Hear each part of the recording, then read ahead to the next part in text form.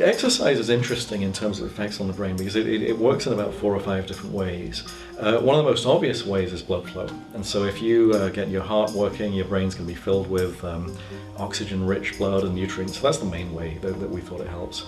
The other way that's sort of interesting is it's been thought that exercise produces new neurons. And so exercise induces the production of growth factors, one's called BDNF, and it actually stimulates the production of new brain cells. Now, when I was in school 20 years ago, we were told you can't get any new brain cells. So when you're born, that's your lot. You're not going to make any more. But more recently, we found that exercise is a really good way of stimulating brain cell production. And some of these are functional. And so just this notion that something that you can do can generate new brain cells is a really great thing to think about. So we were wondering why exercise helps the brain. And one theory is it just reduces stress. So maybe it's not that your blood is coming to the brain, maybe you're less stressed, and then, and that was something that imaging allowed us to test. And so we scanned a whole lot of people with high cortisol levels. So if you're stressed, if you're angry about something, or even if you're stuck in traffic, your cortisol levels can be very high.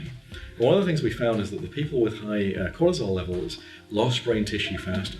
Well, that's a serious problem. So as soon as you know that's true, you can look at ways of reducing your cortisol. And so that's a very easy thing to do. I mean, we can get less stressed by exercising, walking, taking breaks.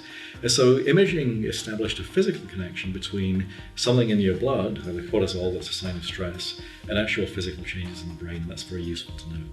Take care of your brain, and there's a lot of ways we know that you can take care of your brain. You can eat a good diet, you can exercise, you can reduce stress, you can make sure you're well educated.